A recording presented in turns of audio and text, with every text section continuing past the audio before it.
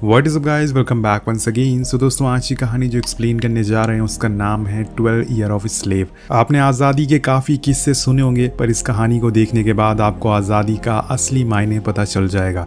ये उस समय की बात है जब लोग बाजार में सब्जियां नहीं बल्कि इंसानों को खरीदने जाया करते थे ताकि वो उन्हें अपना गुलाम बना सके और उन्हें सालों साल काम करवा सके, जिसमें आपको बूढ़े, जवान, औरतें, बच्चे, हर तरह के लोग मिलेंगे। पर उन्हीं में से एक इंसान है सोलोमन एजियोफर, जो दिखने में ब्लैक है लेकिन उसका दिल बिल्कुल साफ है। वो औरों की तरह किसी का गुलाम नहीं है, वो अपने परिवार के साथ खुशी खुशी जीता है। सोलोमन एक इज्जतदार म्यूजिशियन है। अब एक दिन हर बार की तरह वो अपने काम के लिए जा रहा होता है और तभी उसे एक दोस्त मिलता है जो उसे दो वाइट लोगों से मिलवाता है जिनके नाम थे ब्राउन और हैमिल्टन। दोनों प्रोफेशन से मैजिशियन होते हैं। वो सोलोमन को बताते हैं कि हम तुम्हें एक काम देना चाहते हैं क्योंकि तुम वायलिन बहुत ही अच्छा बजाते हो। तुम्हें हमारे शो में काम करना होगा जिस दिन हमारी परफॉर्मेंस होगी उस दिन की तुम्हें $250 मिलेंगे। उस दौर में दोस्तों $250 की रकम बहुत ही ज़्यादा होती थी, जिस वजह से सोलोमन उनके ऑफर को हाँ कर देता है। जिसके कुछ दिन बाद हम उन्हें वॉशिंगटन में देखते हैं जहां वो दोनों काम किया करते थे। अब तीनों एक रेस्टोरेंट में बैठकर खाना खा रहे होते हैं जहां सोलोमन काफ़ी ड्रिंक कर लेता है, लेकिन जब उसकी आंख खुलती है तो वो एक अंधेरे कमरे में खुद को जंजीरों से बंधा पाता है। यहाँ से उसकी ज़िंदगी का एक दूसरा किस्सा शुरू होता है। वो ये देख के बहुत ही ज़्यादा दंग रह जाता है कि आखिर वो यहाँ पर कैसे आया। अब धीरे धीरे करके उसे कल रात की सब बातें याद आने लगती है। उसे पता चल जाता है कि उन लोगों ने उसे धोखा दिया था और यहाँ ला के उसे बेच दिया गया है। अब थोड़ी देर बाद उस कमरे में दो लोग आते हैं जिन्हें सोलोमन कहता है कि मैं गुलाम नहीं हूँ, मैं आज़ाद हूँ। लेकिन वो लोग उसकी कहाँ सुनने वाले थे।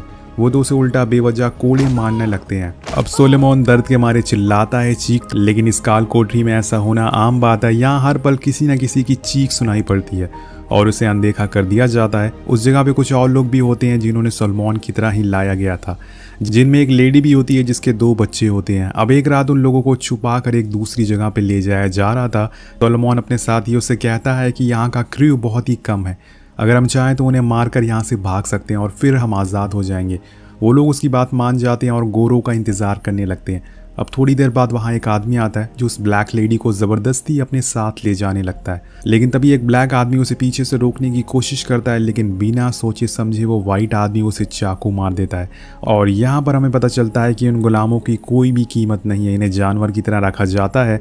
अब अगले दिन सोलोमन उसकी लाश पानी में बहा देता है और उसे भी समझ आ गया था कि अगर उसे ज़रा भी आवाज़ उठाई तो वो भी पानी में अगले दिन बह रहा होगा। थोड़ी देर बाद सारे गुलाम एक जगह पहुँचते हैं जहाँ पे गुलामों के मालिक होते हैं। वहाँ सोलोमन चारों तरफ नजरें घुमाता है तो उसे हर तरफ बेबसी दिखती है। गुलाम अपनी जान की भीख मांगते हुए दिखते हैं। औरतें, बूढ़े, बच्चे, हर कोई किसी न किसी की पर्सनल प्रॉपर्टी होती है। कुछ गुलाम ऐसे भी होते हैं जिनके शरीर पे चोटों के निशान थे और इन्हें देखकर किसी की भी रूह कांप जाए। इसके बाद सोलोमन और उसके साथियों को एक जगह बैठाया जाता है और सबका नाम लिया जाता है। जिसका जिसका नाम आता है वो अपनी जगह से खड़ा हो जाता है और कुछ देर बाद नाम लेने वाला आदमी प्लेट नाम पुकारता है, पर कोई भी वहाँ पर खड़ा नहीं होता। वो सोलोमन के पास आता है और उससे कहता है कि तुम खड़े क्यों नहीं हुए? तो वो कहता है कि मेरा नाम प्लेट नहीं है। अब वो इसके आगे कुछ और बोलता है कि तभी वो आदमी उसे एक ज़ोरदार थप्पड़ मारता है, जिससे सोलोमन खामोश हो जाता है और वो बिल्कुल सुन्न हो जाता है। उसे समझ नहीं आता कि अभी अभी उसके साथ क्या हुआ है। अब उसे इस बात का और ज़्यादा डर था कि आगे उसके साथ क्या होने वाला है। आगे हम देखते हैं कि सारे गुलामों को बिना कपड़ों के एक जगह खड़ा कर दिया जाता है जहां उन्हें खरीदने अमीर लोग आते हैं। आज के ज़माने में जैसे बड़े शोरूम में कपड़े लेने जाते हैं हम, वैसे ही यहाँ पे इंसानों को खरीदने लोग आए हुए हैं। अब यहाँ वो लेडी भी होती है जिसके 2 बच्चे मौजूद थे। अब उस लेडी को और सोलोमन को एक आदमी पूरे $10,000 में खरीद लेता है। जिस आदमी ने इन्हें खरीदा है उसका रोल कर रहे हैं बेनेडिक्ट कम्बरबैच, जिसको आपने डॉक्टर स्ट्रेंज मूवी में देखा होगा। वो औरत उस आदमी से कहती है कि मेरे 2 बच्चे हैं, आप उन्हें भी खरीद लीजिए ताकि हम तीनों एक साथ रह सकें।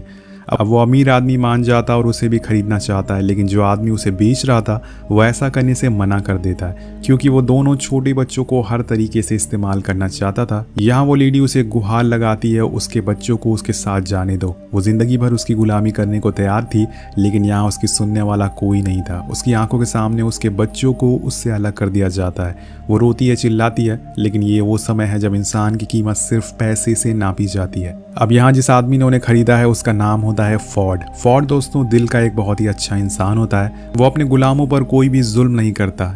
इसके बाद सोलोमन और वो औरत उस आदमी के घर जाती हैं जहाँ उसकी बीवी उसके साथ काफ़ी अच्छा बर्ताव करती है। उसे काफ़ी बुरा लग रहा था कि उसके बच्चों को उससे अलग कर दिया गया है। अब यहाँ सोलोमन को एक नया नाम मिल चुका था, प्लेट। अब उसकी यही नई पहचान थी। अब वहाँ और भी लोग थे जो कि गुलाम थे। वो लोग सोलोमन को बताते हैं कि अगर तुम्हें अपनी जान प्यारी है तो यहाँ किसी को भी मत बताना कि तुम्हें पढ़ना लिखना आता है, नहीं तो ये लोग तुम्हें जान से मार डालेंगे। दरअसल इन सारे लोगों का काम होता है जंगल के पेड़ काट कर लकड़ियाँ इकट्ठा करना, लेकिन सोलोमन के लिए ये सब काम आसान नहीं था। वो एक पढ़ा लिखा इंसान था, उसने अपनी ज़िंदगी में ऐसा काम कभी नहीं किया था। वो एक म्यूजिशियन था, लेकिन यहाँ पर हालात कुछ और हैं। उसे अपने मालिक की हर बात माननी है और उन्हें खुश करना होगा। अब एक दिन सोलोमन फोर्ड को बताता है, जो कि उसका मालिक है, कि अगर हम लोग पानी के सहारे से लकड़ियाँ ले जाएं तो आपके पैसे और टाइम दोनों बच जाएगा। अब जो यहाँ का सुपरवाइज़र होता है वो सोलोमन को पसंद नहीं करता था, वो उसे जलता था। वो कहता है कि ऐसा कुछ नहीं हो सकता, पानी काफ़ी गहरा है और लकड़ियाँ डूब जाएंगी।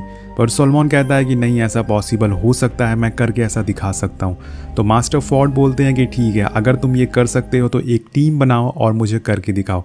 जिसके कुछ देर बाद सोलोमन मास्टर को वो नदी पार करके दिखा देता है, जिसे देखने के बाद वहाँ खड़े सभी लोग बहुत ही खुश होते हैं। अब फोर्ड भी उसे बहुत खुश होता है और उसे एक वॉयलिन गिफ्ट के तौर पे देता है, क्योंकि वो दिल से काफी अच्छा इंसान था। वो गुलामों को गुलाम की तरह नहीं रखता था। पर ये सब देख के सुपरवाइजर खुश नहीं होता।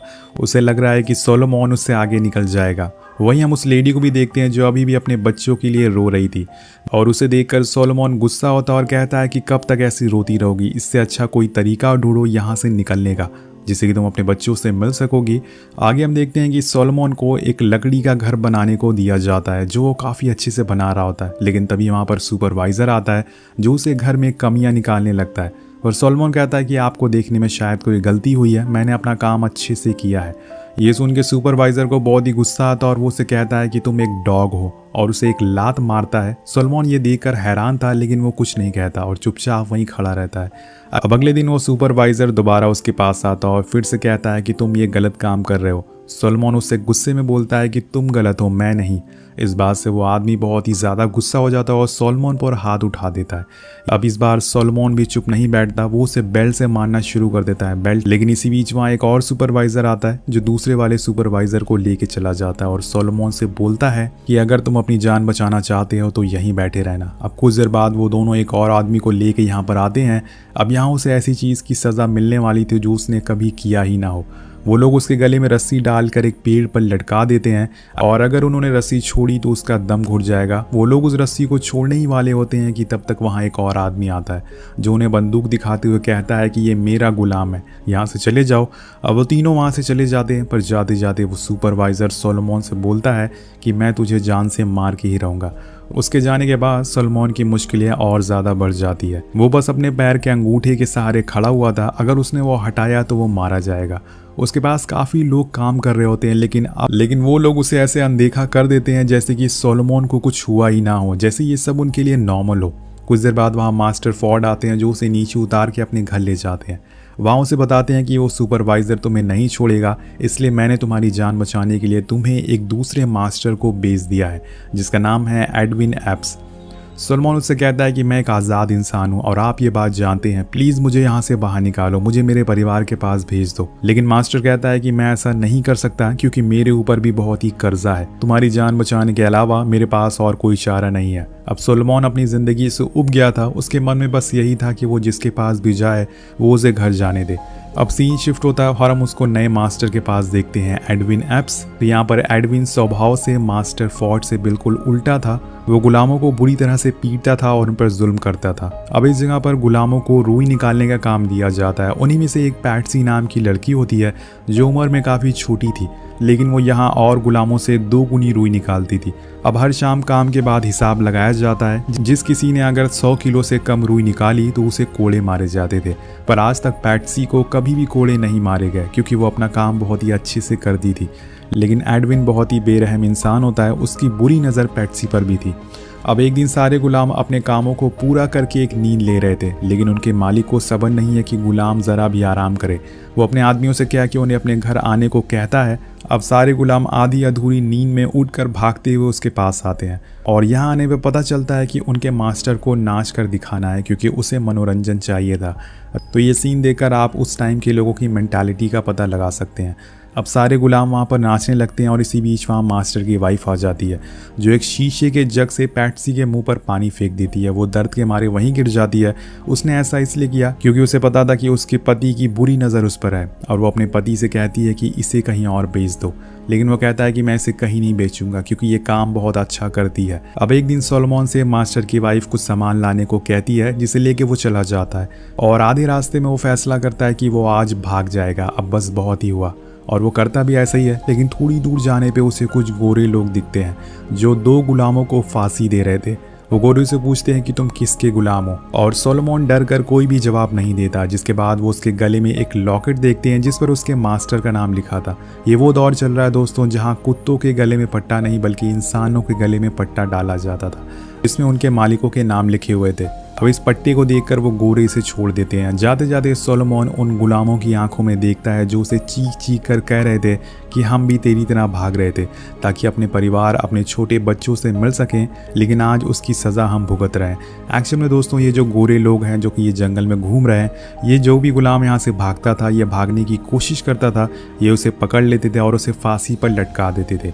और ऐसा ही यहाँ कुछ लोगों के साथ हो रहा था। अब ये नज़ारा देखने के बाद वो भागने की बजाय सीधा बाजार जाता है और सामान लेके मास्टर की वाइफ को दे देता है। और इसी तरह से साल बीतने लगते हैं और हर रात पैट्सी के साथ जुल्म होता है, वो भी सबके सामने। सोलोमन ये सब देख रहा था लेकिन वो कुछ भी नहीं कर सकता था। अब एक रात पैट्सी उसके पास आती है और उसे एक रिंग देते हुए कहती है कि ये मैंने मास्टर के घर से चुराई थी, तुम इसे रख लो लेकिन मेरा एक काम करवा दो। वो पूछता है कि कैसा काम? तो पैट्सी कहती है कि मुझे खेत में ले जाके जान से मार डालो, अब मैं जीना नहीं चाहती हूँ। और ये सुनकर सोलोमन की रूह कांप जाती है। तो पैट्सी कहती है कि मैं इस बेबस ज़िंदगी से अच्छा है कि मैं मर जाना चाहती हूँ, मेरे पास ज़िंदा रहने की कोई भी वजह नहीं है, हर रोज़ मैं थोड़ा थोड़ा मर रही हूँ और तुम्हें मुझे आज़ाद करना ही होगा। लेकिन सोलोमन ऐसे करने से मना कर देता और पैट्सी वहाँ से चली जाती है। तो चाहे कोई कितना भी गरीब क्यों ना हो और चाहे कोई कितना भी अमीर क्यों ना हो, भगवान सबका एक ही है। वो अपने लोगों में अंतर नहीं करता, चाहे वो गोरे हो या फिर काले हो। और आज भगवान ने पैट्सी की सुन ली थी। हम देखते हैं कि रुई की खेती में गिरावट आ जाती है और मास्टर का बहुत ही नुकसान होने लगता है, जिसे देखते हुए वो अपने सारे गुलामों को एक जज को किराए पर दे देता है। आज़ादी ना सही लेकिन इन गुलामों के लिए थोड़ा सा दर्द से राहत मिल गई थी। और जज के यहाँ इन लोगों का काम होता है गन्ने की खेती करना। और इसी बीच सोलोमन को वहाँ एक शादी में वायलिन बजाने को कहा जाता है, जो कि वो काफ़ी अच्छे से बजाता भी है। अब कुछ दिन बाद ये लोग दोबारा से अपने पुराने मास्टर के पास आ जाते हैं क्योंकि वो अब रुई की खेती फिर से शुरू होने लग गई थी। ये सारे लोग जब तक वहाँ पर थे बहुत ही ज़्यादा खुश थे, लेकिन यहाँ आते ही इनके साथ जुल्म होना शुरू हो जाता है। फिर से वही सिलसिला शुरू हो जाता है, जो सबसे कम रुई निकालेगा उसे 100 कोड़े लगाए जाते हैं। और इस लिस्ट में सोलोमन सबसे आगे रहता है, उसे ज़्यादा तक कोड़े लगते थे। अब एक दिन इनके साथ एक गोरा आदमी काम करने आता है जो किसी का गुलाम नहीं था मगर बस पैसों के लिए काम करने आया था। वो सारे गुलामों के साथ ही रहता था। धीरे धीरे करके उसके और लोगों के बीच में दोस्ती होना शुरू हो जाती है। सोलोमन उससे कहता है कि तुम मेरे लिए काम करोगे? तो वो कहता है कि क्या काम है? तो वो बोलता है कि मैं तुम्हें एक लेटर लिख के दूंगा, तुम उसे पोस्ट कर दोगे, मैं तुम्हें उसके बदले में कुछ पैसे भी दूंगा। तो वो गोरा आदमी पैसे ले लेता और मान जाता है। अब सोलोमन कहता है कि मैं तुम्हें 2 दिन बाद लेटर दे दूंगा, लेकिन वो गोरा सोलोमन को धोखा दे देता है और मालिक को सारी बातें बता देता है कि तुम्हारा एक गुलाम यहाँ से भागना चाहता है। ये जानकर उसका मालिक आता है जो कि नशे में था। वो उससे कहता है कि मैंने सुना है कि यहाँ पर कोई पढ़ा लिखा गुलाम है। तो वो कहता है कि नहीं मालिक, यहाँ ऐसा कोई नहीं है। इसके बाद वो उससे पूछता है कि मैंने सुना है कि तुम एक लेटर लिख रहे हो जिससे तुमने उस वाइट गुलाम को पोस्ट करने को दिया है। सोलोमन मना कर देता और झूठ बोलता है कि मालिक, वाइट गुलाम यहाँ का सुपरवाइज़र बनना चाहता है, इसलिए वो हम लोगों पे झूठा इल्ज़ाम लगा रहा है। उसका मालिक मान जाता और सोलोमन की जान जाते जाते बचती है। अब उसके जाने के बाद वो उस लेटर को जला देता है और यहाँ वो खुद के सामने अपनी उम्मीदों को जलते हुए देख रहा था। और ये लेटर ही उसकी एक आखिरी उम्मीद थी उसके परिवार वालों को बताने के लिए कि वो अभी भी जिंदा है। लेकिन अब वो उम्मीद भी ख़त्म हो चुकी है। वो शायद यही काम करते करते एक दिन मर जाएगा और किसी को भी पता नहीं चलेगा। अब एक दिन हम देखते हैं कि पैट्सी मालिक को बिना बताए कहीं चली जाती है। उसका मालिक उसे हर जगह ढूंढता है पर थोड़ी देर बाद वो वापस आ जाती है, जिसे देख के उसका मालिक बहुत ही ज़्यादा गुस्से से पागल हो जाता है। वो उसे मारता है पर बीच में सोलोमन आ जाता है उसे बचाने के लिए, लेकिन वो फिर भी नहीं रुकता। तब पैट्सी कहती है कि मैं शावर लेने गई थी, मेरे बदन से बदबू आ रही थी, मुझे यहाँ पर सूप नहीं मिलता। लेकिन उसके मालिक को उसकी बातों पर यकीनी उम्मीद टूटती जा रही थी। अब कुछ समय बाद वहाँ एक बैस नाम का वाइट आदमी आता है जो सिर्फ मजदूरी करने यहाँ पर कुछ पैसों के लिए आया था।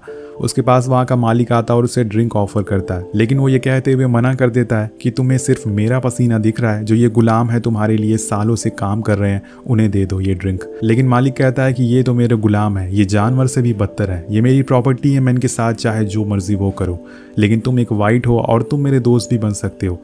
दूर काम कर रहा सोलोमन ये सब बातें सुन रहा होता है। वो समझ जाता है कि ये इंसान दिल का अच्छा है। अब यहाँ पर दोस्तों बैस का रोल किया है ब्रैड पिट ने, जो कि एक काफ़ी बेहतरीन एक्टर है। अब एक दिन बैस उसके पास आता है और उससे बोलता है कि तुम शायद मुझसे कुछ बोलना चाहते हो, तुम्हारे दिल में जो भी बात है वो मुझसे बोल दो, मैं और लोगों की तरह नहीं हूँ। सोलोमन को भी यकीन हो जाता है, जिसके बाद वो अपनी पूरी ज़िंदगी उसके सामने ला के रख देता है, जिसे सुन के वो भी समझ जाता है कि असल में एक इंसान किस हद तक गिर सकता है। बैस कहता है कि अगर ये लेटर पोस्ट करने से तुम्हारी ज़िंदगी बदल जाएगी, तुम्हें आज़ादी मिल सकती है, तो मैं ये करने के लिए तैयार हूँ, लेकिन ध्यान रखना कि ये बात किसी को भी पता ना चले। अब कुछ दिन बीत जाते हैं और बैस वहाँ से काम छोड़ देता है और अपने घर चला जाता है। अब एक दिन सोलोमन हर बार की तरह अपने लोगों के साथ काम कर रहा होता है और तभी वहाँ पर टांगे से दो आदमी आते हैं, जिनमें से एक पुलिस वाला होता है और वो आके सबसे पूछता है कि यहाँ पे प्लेट नाम का कोई आदमी है।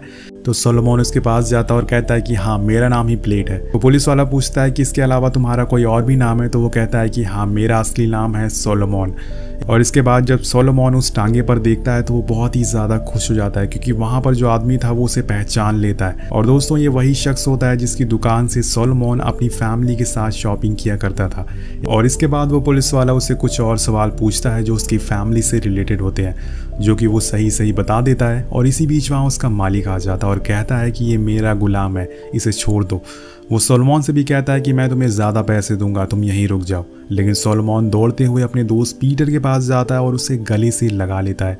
इतने सालों बाद उसने किसी अपने को देखा था, लेकिन तभी मालिक वहाँ पर आ जाता है और उसका गला पकड़ लेता है और उसे छोड़ने को कहता है। और पीटर उससे कहता है कि मुझे पता है कि तुम इसे धोखे से यहाँ पर लाए हो, और अगर तुमने इसे नहीं छोड़ा तो मैं तुम्हें कोर्ट में मिलूंगा और तुम्हारी सारी प्रॉपर्टी हड़प ली जाएगी। ये बोल के वो सोलोमन को ले जाने लगता है और तभी पीछे से एक आवाज़ आती है सोलोमन। वो सोचता है कि यहाँ मुझे इस नाम से कौन पुकार रहा है। तो अब वो अपने टांगे से उतरता और पीछे मुड़ता है तो वो पैट्सी थी, जो उसे गले मिलती है और खूब रोती है, क्योंकि वो यहाँ सालों से काम कर रही थी। क्योंकि सोलोमन अब जानता है कि वो पैट्सी से आखिरी बार मिल रहा है, और वो भी जानती है कि वो अब दोबारा सोलोमन को कभी देख नहीं पाएगी और शायद उसकी मौत यहीं इसी जगह पर हो जाए। अब सोलोमन की आंखों में आंसू है। वो कहीं ना कहीं ये चाहता है कि उसके साथ और भी जो लोग हैं वो आज़ाद हो जाएं, लेकिन ऐसा मुमकिन नहीं है, हम सभी जानते हैं। अब सीन शिफ्ट होता और यहाँ सोलोमन पूरे 35 साल बाद अपने परिवार से मिलता है। उसके दोनों बच्चे बड़े हो गए हैं और उनकी शादी भी हो गई है। सोलोमन को अपनी आंखों पर यकीन नहीं हो रहा था कि उसके सामने उसका परिवार खड़ा हुआ है।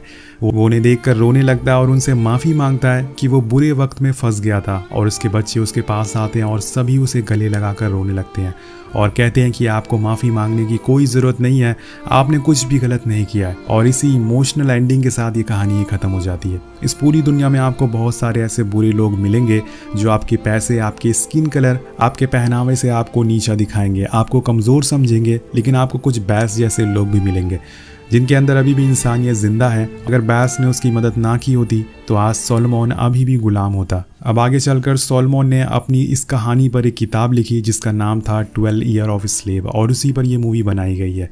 आगे चलकर उसने कई गुलामी के खिलाफ कई आंदोलन में हिस्सा भी लिया, लेकिन आज तक ये किसी को भी पता नहीं चला कि सोलोमन की मौत कहाँ हुई और उसे कहाँ दफनाया गया। इसी के साथ आगे चलकर 19 जून 1865 में गुलामी के कानून को ख़त्म कर दिया गया था अमेरिका में, जिसके बाद सभी गुलाम आज़ाद हो गए थे। ये कहानी देखकर आपको एक आइडिया हो गया होगा कि जब हिंदुस्तान आज़ाद नहीं हुआ था तो हमारे साथ कैसा बर्ताव किया जाता था। तो कहानी यहीं ख़त्म हो जाती है। आपको ये कहानी कैसी लगी नीचे कमेंट करके ज़रूर बताएगा। मिलते हैं आपसे अगली वीडियो में। Thank you so much watching. Peace out.